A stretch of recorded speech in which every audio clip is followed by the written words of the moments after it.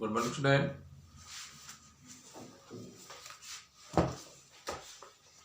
Vector में हम आज बता रहे हैं आपको बैक्टीरियोफेज के बारे में।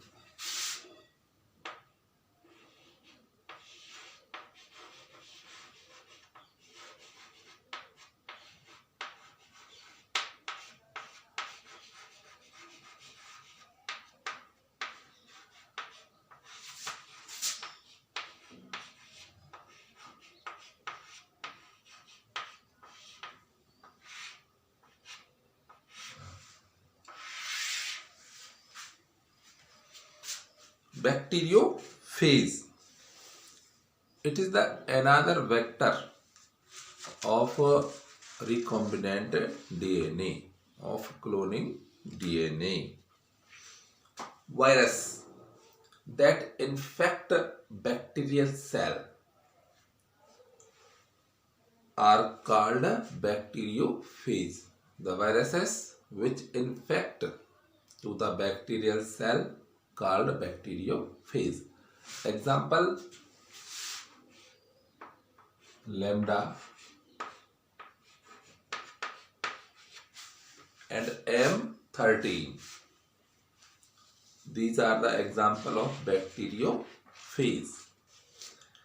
Bacteriophage is better vector than plasmid. Bacteriophage is better than plasmid due to the following reasons.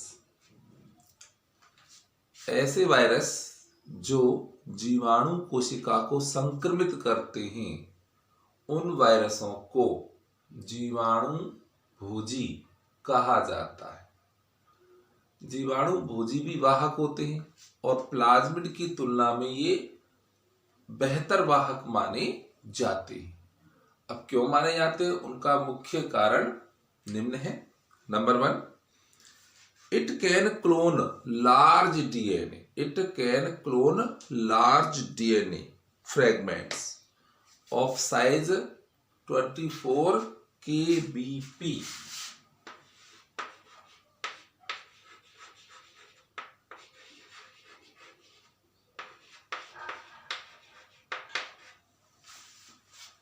जीवाणु भोजी प्लाज्मिड की तुलना में बड़े डीएनए खंडों, कितने 24 किलो बेस पेयर बड़े डीएनए खंडों की क्लोनिंग करने में सक्षम होते हैं।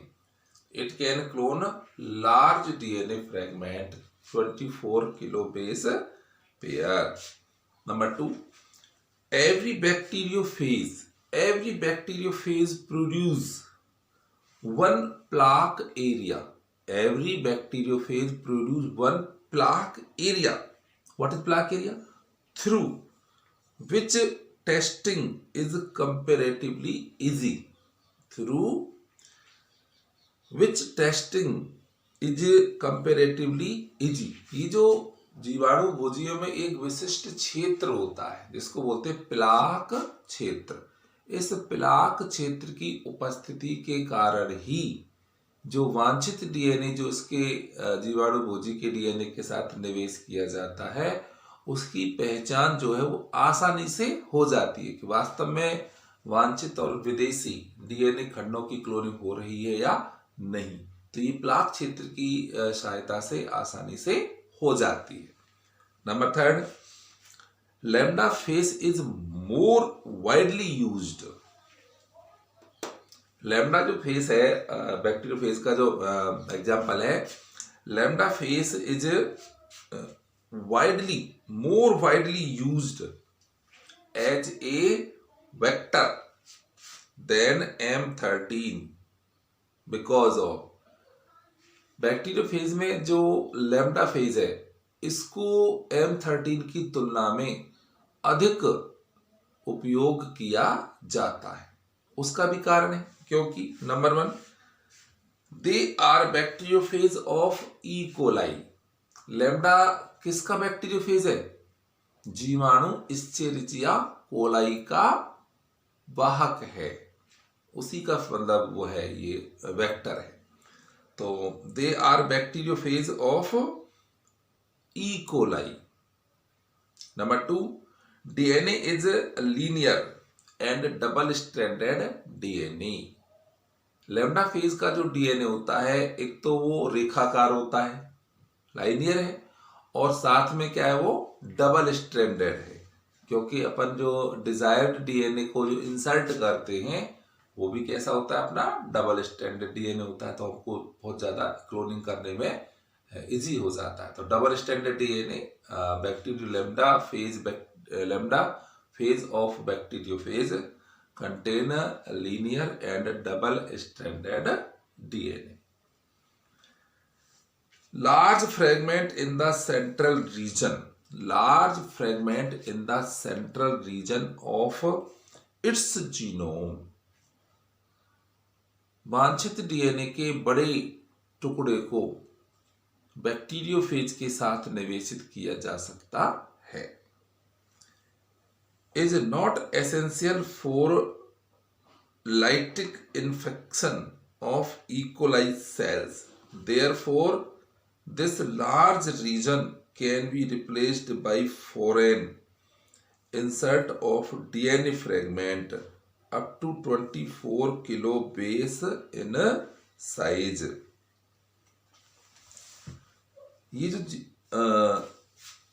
जैसे ही जीवाणु भोजी अपना संक्रमण चक्र, लाइटिक चक्र, लयन चक्र को पूरा कर लेता है, यानी बहुत सारी क्लोनिंग वांछित डीएनए की कर लेता है, तो जीवाणु में पुनर्योगज डीएनए का निर्माण हो जाता है और उसकी अनेकों कॉपियां बन जाती हैं। When bacteriophage completes its lytic cycle, then inside the bacteriophage many copies are prepared of desired DNA.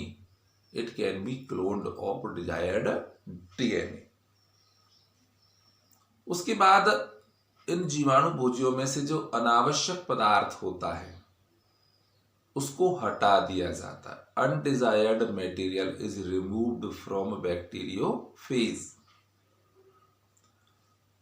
और पुनः निर्मित जीवाणु भोजी डीएनए में, पुनः निर्मित जीवाणु भोजी दोबारा से जो बनने वाला जो डीएनए है उसमें 20 से 25 किलो बेस बाह्य डीएनए को निवेश किया जा सकता है।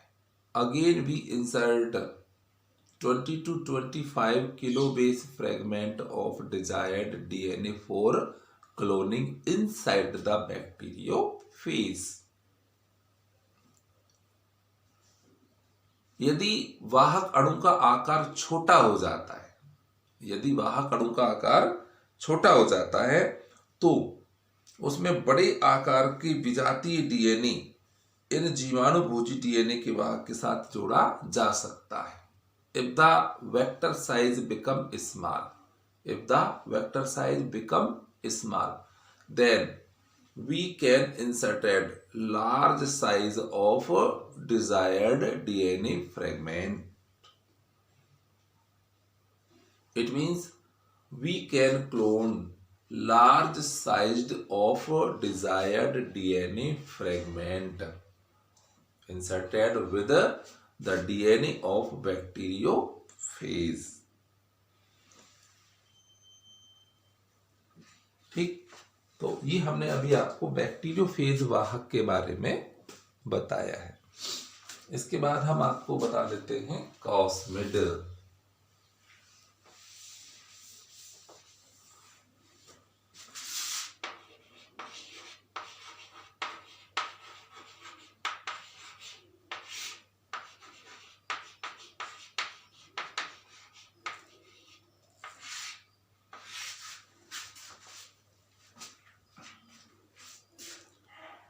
कॉस्मिड वाहक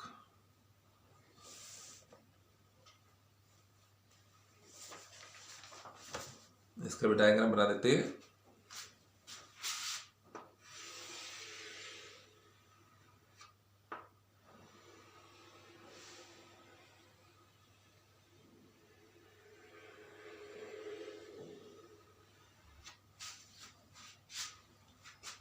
इसमें हो गया 3 क्षेत्र हो गए, 1 2 3।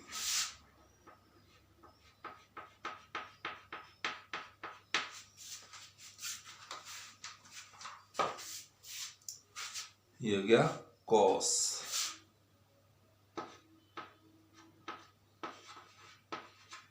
कोसाइट टेट्रासाइक्लिन,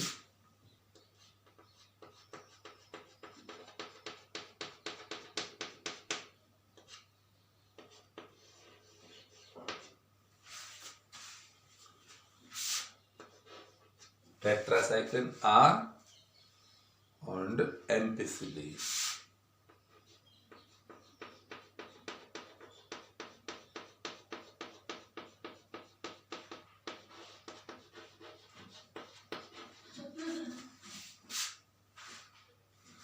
एम्पिसिलिन R और यहाँ पर है ORI।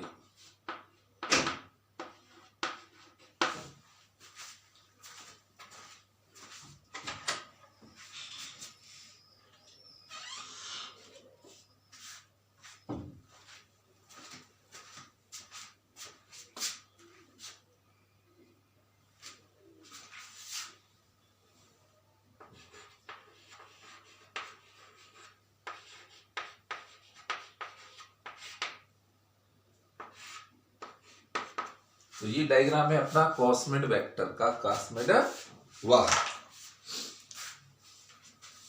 अब कॉस्मिड के बारे में बता दें, ये जो वाहक है कॉस्मिड, ये लैम्डा जीवाणु भोजी का प्लाज्मिड और लैम्डा, ये किसका संकर है? एक तो है अपना ये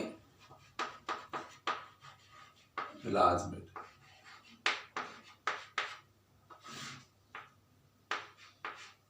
और लैम्डा जीवाणु भोजी, इन दोनों का संकर है। Cosmid,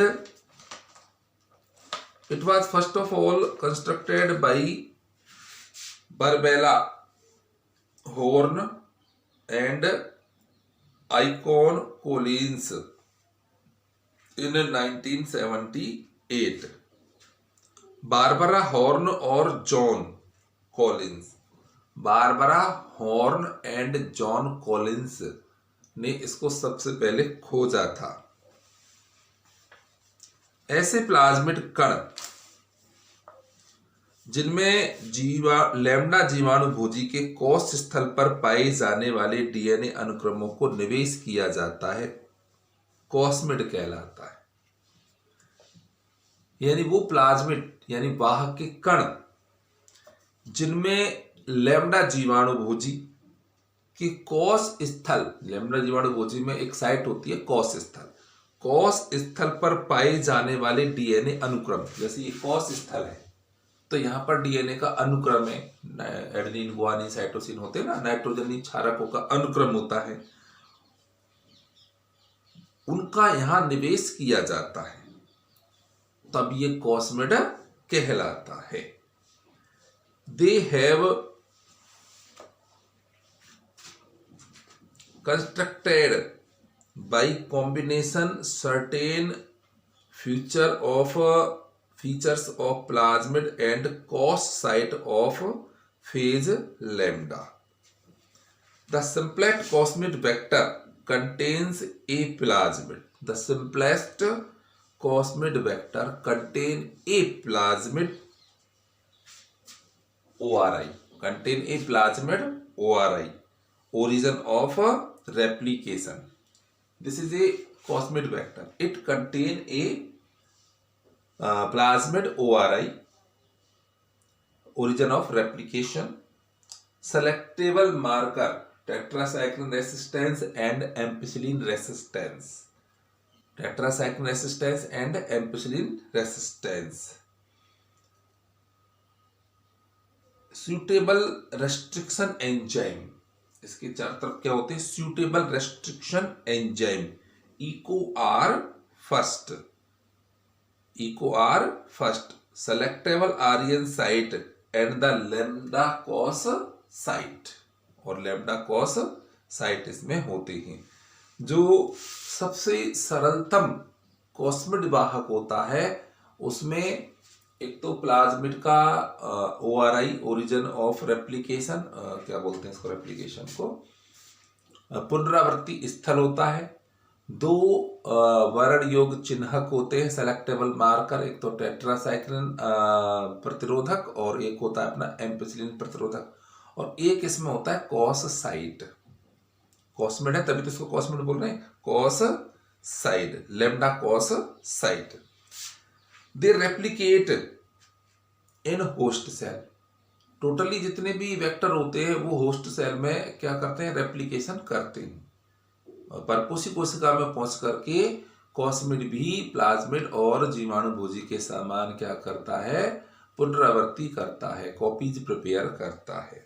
They replicate as plasmids inside the host cell. They can be used to clone DNA fragment. They can be used to clone of DNA fragment up to 45 kbp.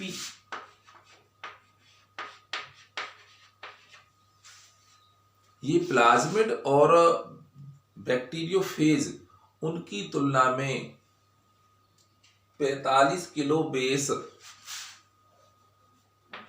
Pair DNA खंडों की cloning कर सकता है। 45 kilo base pair DNA fragments can be cloned with the cosmid vector when it transfer into the any host cell, then it start to prepare the copies of desired DNA.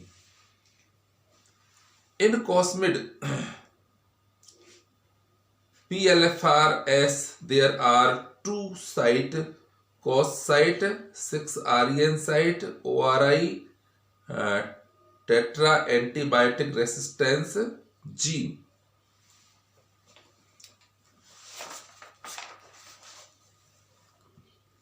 Cosmid में जीवाणुओं के अंदर plasmid की भांति स्थिर हो जाते हैं। ये जीवाणुओं का लय नहीं करते। Cosmid do not destroy, do not lytic bacterial cell. Cosmid में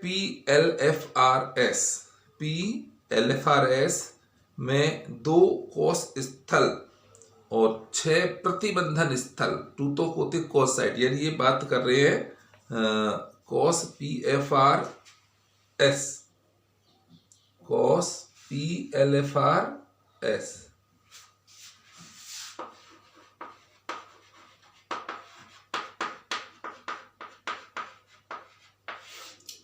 ये कोई दूसरा कॉस्मिड है, cosmid PLFRS,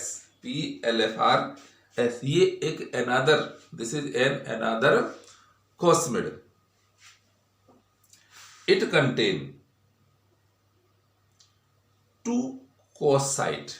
It is one cos site. It contain 2 cos site, 6 REN site, restriction endonuclease enzyme, 1 ORI and tetra antibiotic resistance gene. तो इसमें थोड़ा सा change होता, अलग होता है। Beside plasmid, bacteriophage and cosmid. Beside plasmid, bacteriophage and cosmid. There are certain vectors also being used in genetic engineering. आनुवंशिक अभियांत्रिकी में प्लाज्मिड है, जीवाणुभोजी है और कॉस्मिड है। इन वाहकों के अलावा भी अन्य वाहकों का उपयोग आनुवंशिक अभियांत्रिकी में किया जाता है। वो है अपने phasmid, shuttle vector and transposons.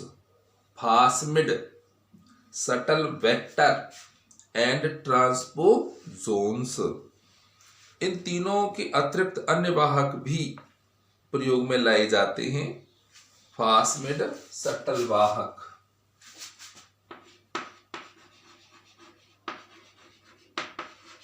Phasmid,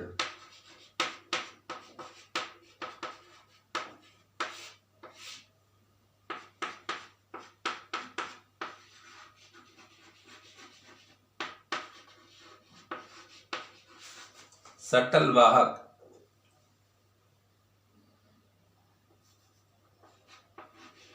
shuttle vector.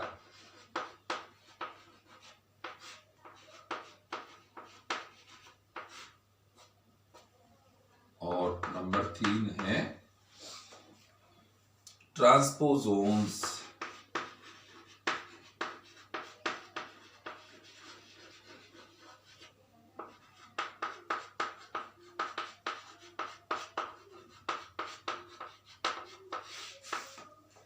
ये भी क्या है, वाहक है, इनका उपयोग भी किया जाता है। बस कॉस्मिड याद रख सकते हैं, 45 किलो बेस पेयर वाले बड़े डीएनए खंडों की क्लोनिंग की जा सकती है। कॉस्मिड जो वाहक है इसमें 45 किलो बेस पेयर की क्लोनिंग की जा सकती है। तो यहाँ के क्लोनिंग वेक्टर जो है समाप्त हो गए। नेक्स्ट वीडियो में ओके।